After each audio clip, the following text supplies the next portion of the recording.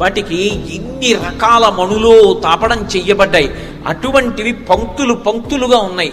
ఇన్ని రకాలుగా లంకాపట్టణం ఎక్కడ చూసినా పరమ సౌందర్యంతో ఉంది. కానీ సీతమ్మ మాత్రం కనపడలేదు. ఆయన వెతుకుతున్నది సీతమ్మ కోసం. చూసి వెడుతూ అనుకుంటారు, ఇంతమంది స్త్రీలు కనపడ్డారు, ఇంతమంది సంతోషంగా వాద్యాలు మ్రోగిస్తున్నారు, ఇంతమంది మొలకి పెట్టుకున్న నూపురముల ధ్వనులు వినపడుతున్నాయి, ఇంతమంది నృత్యం చేస్తున్నారు, ఇంతమంది ఇంత ఆనందం అనుభవిస్తున్నారు. కానీ నా తల్లి సీతమ్మ ఇలా ఉండదు. మా అమ్మ రాముడు కనపడలేదని వీళ్ళందరూ ఇలా భోగాలు అనుభవిస్తుంటే నా తల్లి ఎక్కడో కూర్చుని ఏడుస్తుంటుంది.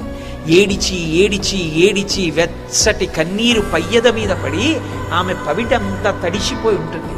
రాముడు మెడలో ఆమెకి బహుమానంగా ఇచ్చిన గొప్ప పతకం ఒకటి ఉంది. ఆ పతకం ఆవిడ మెడలో వేసుకుంటుంది. ఎందుకంటే ఇది రాముడు కట్టిన పతకం అని చెప్పి మెడలో వేసుకుంటుంది. కానీ ఇప్పుడు రాముడు పక్కన లేడు కదూ. ఆ పతకం తన మెడలో ఉంటే తాను అందంగా రాముడి కోసం కనపడాలి. వీడున్న చోట ఈ పతకం ఎందుకని పెట్టుకోదు మా తల్లి.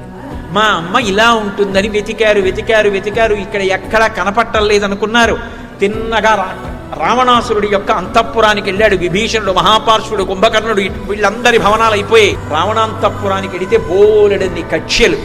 బయట కక్షల్లో ఏనుగుల మీద గుర్రాల మీద పహరా కాస్తూ విచ్చుకత్తులు పట్టుకుని లోపల రావణుడు నిద్రపోతూ